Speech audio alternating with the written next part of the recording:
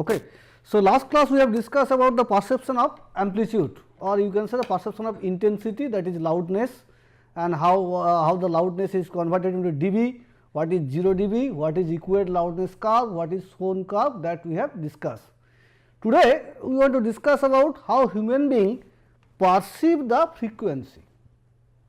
If you see that we have the pitch, we generally call the pitch of this sound is very high, pitch of this sound is very low, your pitch is very high pitch. So, what is pitch? So, pitch is a perceptual parameters, whereas the frequency which is related to the pitch is the physical parameters. Frequency can be measurable, but pitch is a physiological parameter which is perceptually measurable. So, this is a perceptual parameter. So, pitch and frequency are not same. If I say pitch is a perceptual of the perception of the particular frequency. If the frequency is not in a pure tone, then the pitch may be different from the frequency. Like that, if I give an example, you have heard it, that suppose there is a harmonium and there is a guitar, there is a let us say sitar, there is a string, different kind of string instruments are there. Every instruments are playing the let us the bass sa, which is a particular frequency, let us 250 hertz frequency. But if you perceive the sound, you can easily understand which sound is coming from guitar, which sound coming from sitar, which sound is coming from other string instrument. So, that means the perception of frequency is not as that the physical frequency. So, pitch is mainly a perceptual dimension of the frequency, and pitch mainly corresponding to the fundamental frequency, but not it is one to one corresponds. Okay. We have to interest that human being, suppose human being perceive the frequency, yes, we perceive the frequency. How good we perceive the frequency? That means in which scale, in which how you perceive the frequency. So, suppose I have a x axis, there is a scale physical frequency in hertz. Okay. Now, I want to know if I perceive the frequency, what is my resolution power, in which scale a human being, normal hearing human being perceive the frequency. So, that scale is called male scale. What is, there is a logarithmic scale, male scale. How it is derived? Now, suppose I do a perception test that I varying the frequency of a pure tone signal and playing that signal in a normal audio or microphone in a loudspeaker, and I told the listeners, when you perceive that the frequency is double, then raise your hand, like that amplitude. So, I can develop a scale on which human being perceive the frequency. If you see, it will come look like this. So, this scale is called male scale, which is a logarithmic scale. Okay. So, I can say the human perception of frequency that I can derive by experiment. This axis the frequency. So, I generate a pure tone of different frequency, and I generate a pure tone. So, suppose I generate a pure tone of 50 hertz, then I said that you raise your hand when you perceive the frequency is double. So, let us it is come around 100 hertz, then I just 55 hertz, all kind of variation I play, and he raise in here, raise a hand in here, raise hand in here, like here, then he may be here, then maybe here. So, from that point I can draw a curve and find out that the perception of the human, your frequency perception of the human is not linear. Initial period may be up to 500 hertz, to 500 hertz its scale is linear, but after that it becomes a nonlinear scale. Okay. This scale is called male scale. So, in male scale I can derive the mathematical equation of this curve, and in male scale, in pitch in male there is two equation, I can use any one of them, like 3322 log 10 1 plus f by 1000 or 1127 log E 1 plus f by 700. So, this equation is actually fitting this curve. So, this equation is called pitch male scale male equation, okay, pitch in male scale. So, suppose I have f is equal to 2 kilohertz, then I can find out what is the value of the f in male scale.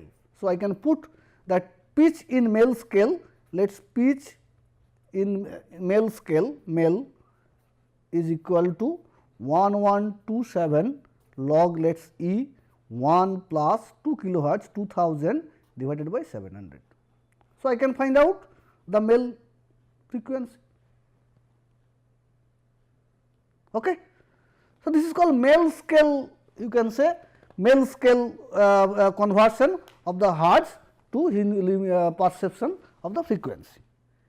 Next, you heard that I have discussed it during that base layer membrane, that we perceive that each sensor along the base layer membrane is corresponding to a particular band of frequency. So, that means the ear cannot distinguish the sound within the same band that occur simultaneously. Suppose a cochlear that along the base layer membrane particular band of frequency is perceived by a one sensor. So, if within this band if the frequency occur, then I cannot distinguish the difference between the two frequencies. So, this band is called critical band, critical band. So, the auditory system can be roughly modeled as a filter band consists of 25 overlapping band pass filter, which is varies from 0 to 20 kilohertz. So, that band, so I can say okay, instead of human auditory systems, I can think about the engineering model of some band pass filter whose frequency bands are nonlinear and 25 overlapping nonlinear band pass filter, nonlinear bandwidth band pass filter can be completely model the human auditory system. Then bandwidth of each critical band is about 100 hertz. Okay. So, signal below 500 hertz it is linear, and if it is increased above 500 hertz it becomes non-linear. So, that bandwidth is defined as a bark. So, one bark is equal to width of a critical band. So, bandwidth in bark scale. So, bark scale is equal to f by 1000 if f 500 hertz 9 plus 4 log 2 f by 1000 sorry 100 1000 if it is f is greater than 500 hertz. So, that means within 500 hertz bandwidths are 100 hertz bandwidth with overlapping if it is 50% overlap. So, that is a band 100 hertz bandwidth, then from 50 hertz another 100 hertz bandwidth. So, up to 500 hertz bandwidth are linear 100 hertz. After 500 hertz the bandwidth is non-linear. Okay. So, I can find out how many critical band is required to cover the 0 to 20 kilohertz. Okay. So, that bandwidth is called bark scale. Okay. So, this is the critical band pictures of critical band, and I will discuss it when we do think about the MFCC kind of things. Okay. This is a bark scale. Next, another phenomena is called frequency masking. So, perception of frequency and another is called masking. So, what I said, the human being has a threshold of hearing. So, threshold of hearing curve, I can say this is the frequency and this is the threshold of hearing. Okay. Now, it is said that presence of a particular tone, if some tone is present in here, pure tone, suppose some tone is high tone is present in here, then it is said that nearby bandwidth, the threshold of bandwidth, threshold of hearing bandwidth will change.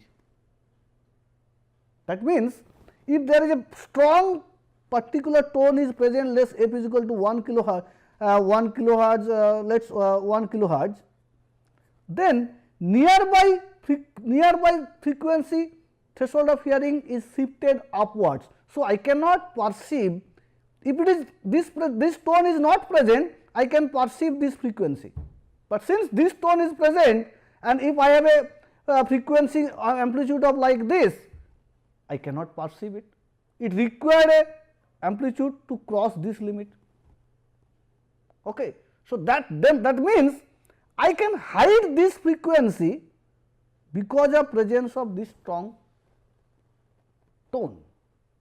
So, this phenomena is called frequency masking, and this is utilized in speech coding to hide the noise.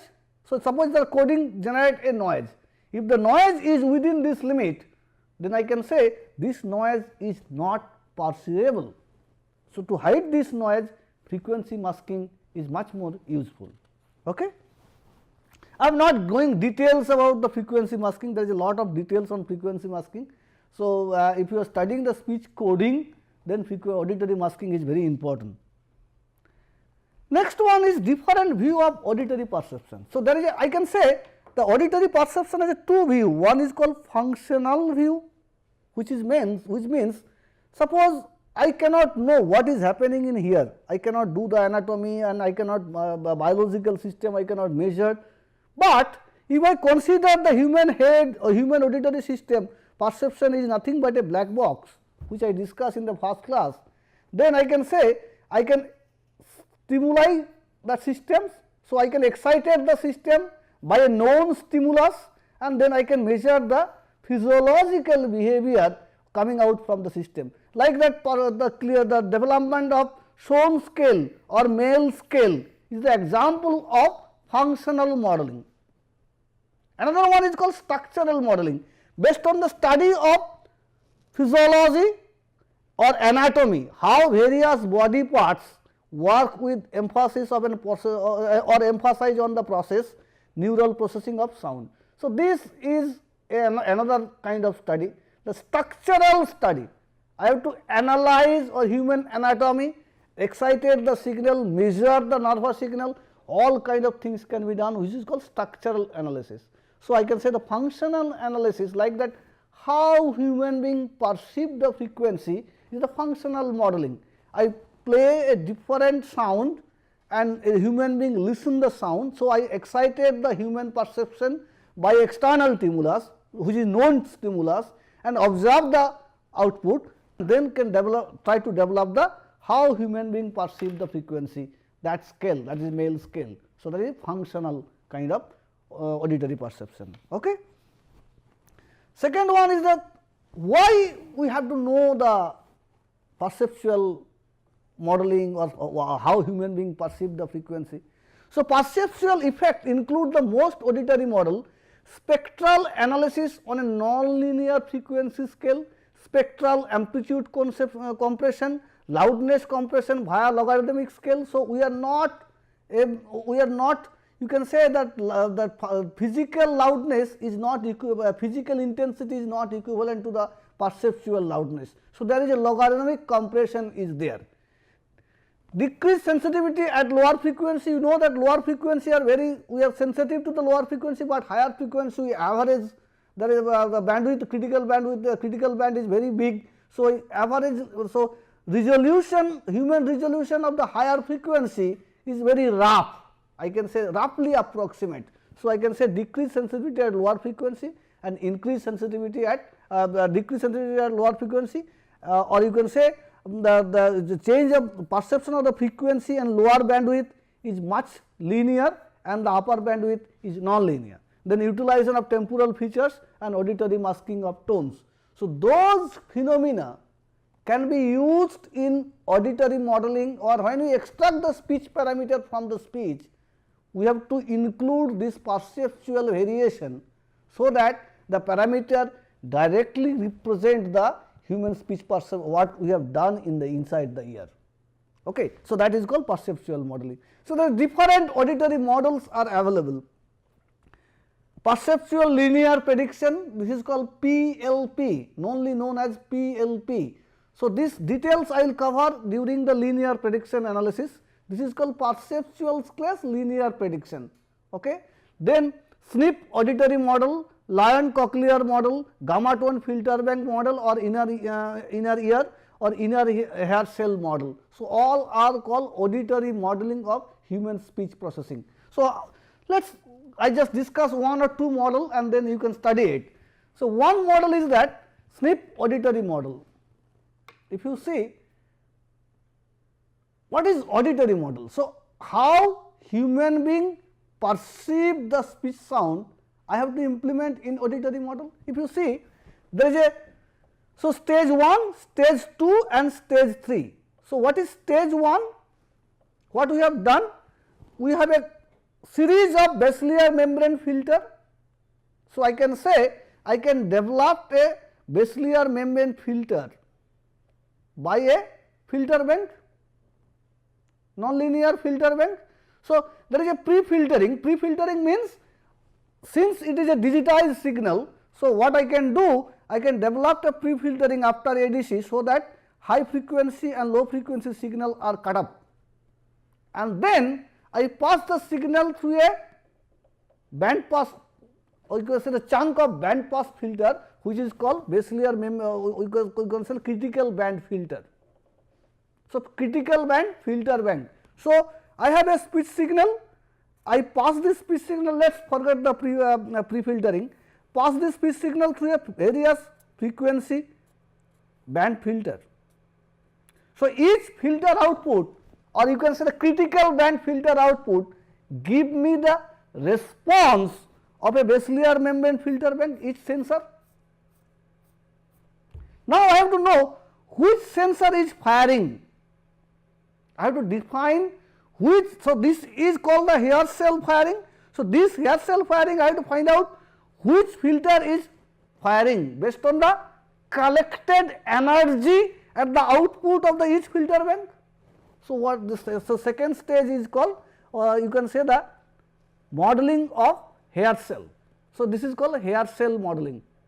So, half wave rectification for find out the energy, then short term adaptation, synchrony residence, now rapid AGC, automatic gain control, then I can get the envelope detector, mean rate spectrum and synchrony detector, synchrony spectrum. Okay. So, I get a spectrum how human being perceive frequency at the output of this stage. Okay. So, details are here, stage 1, stage 2, stage 3, you can read. So, this is nothing but a idea is that I have a input speech, I pass through that is a chunk of band pass filter, which is actually critical band filter, and each filter output is nothing but a sensor response. So, I calculate the response and I have to adjust that firing throughout that, you can say the amplitude compression, that part has to be done. So, that part I have done, and I calculate, I estimate the firing of the hair cell to perceive the frequency, that is called SNP auditory model. Then Lion's cochlear model, same things.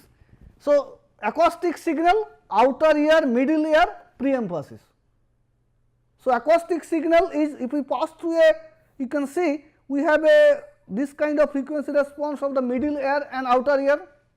So, this can be pre-emphasized, signal can be pre-emphasized using inverse response. After the pre-emphasis, I can pass the signal through a chunk of filter.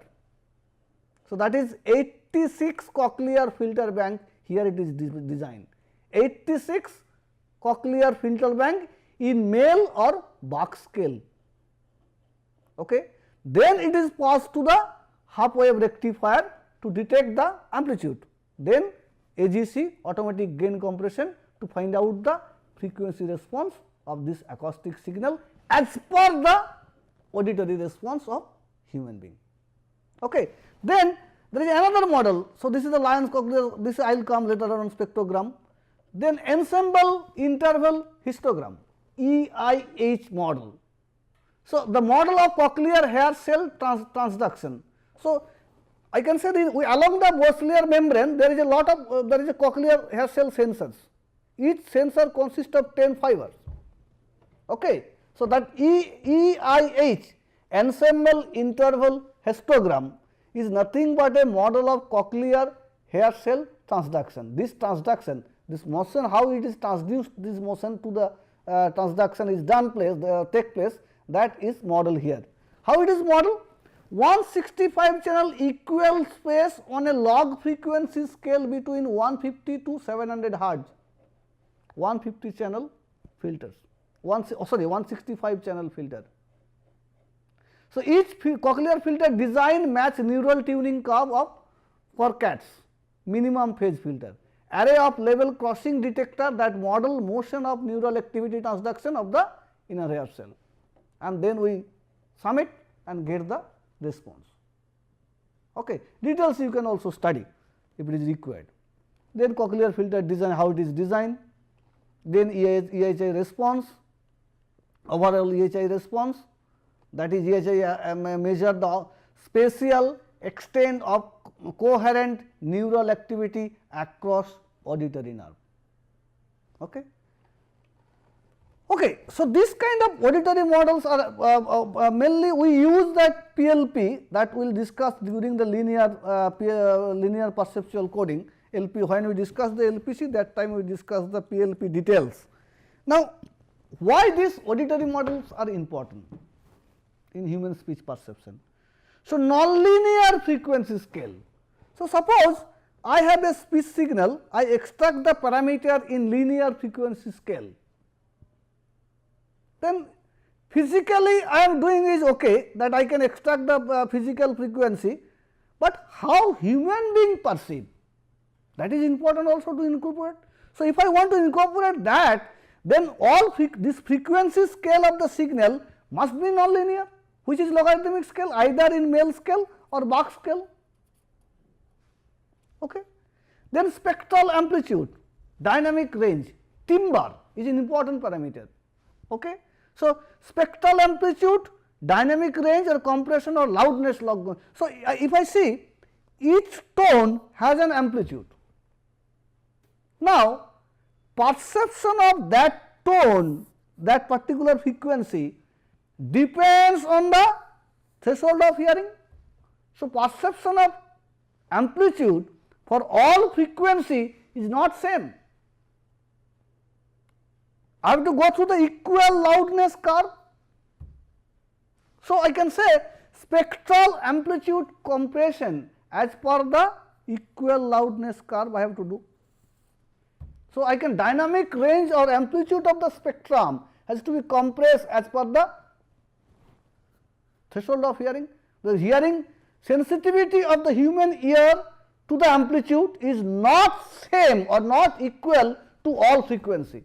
So, as per the sensitivity is changing along the frequency. So, that sensitivity changing has to be modeled in spectral envelope also or equal loudness curve.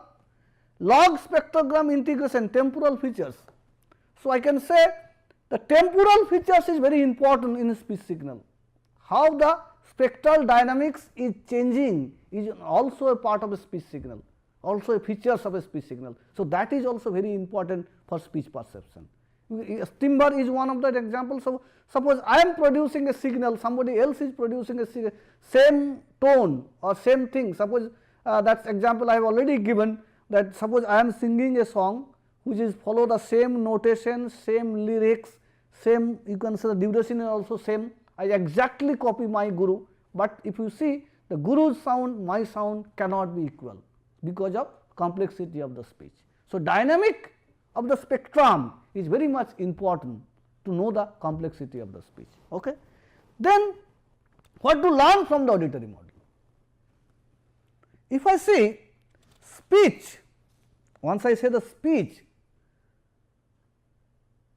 that if I say segmental and suprasegmental, or I can say that speech is not a stationary signal, it is not a pure tone, it is a stationary signal. So, it changes along the time.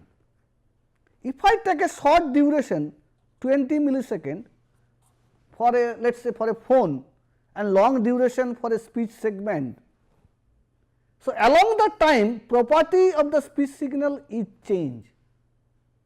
So, dynamics of the speech signal is changed. So, I can say 20 millisecond is also the parameter from the 20 millisecond is also in some kind of parameter we can get, and from long interval also we can get some kind of parameter which is also important for speech processing. So, temporal structure is very important for. So, I can say that speech contains both kind of information, not only the segmental information, suprasegmental information, across the segment information is very much important. You can do an experiment. Suppose you get a speech signal, you record a speech signal and find out the fundamental frequency for this segment. Okay, let us the fundamental frequency 200 hertz. Design a filter, or you can say that I can, okay, let us 0 to 200 hertz, design a 0 to 200 hertz filter, low pass filter, cut the signal. Again if you play the signal, you still perceive that 200 hertz is the fundamental frequency. How you got it? That means spectral dynamics told you the 200 hertz is the fundamental frequency. So, along the spectrum is also important, and you can see the segmental and suprasegmental both information are necessary. Okay? So, dynamic features is also necessary. How the spectral dynamics is changed, that also is necessary. Okay? So, dynamic features is changed in the importance, compression of loudness, compression of the scaling of the frequency, all are important, which is learned from the speech perception. So, in summary I can say how you perceive the intensity. Intensity is a physical parameter.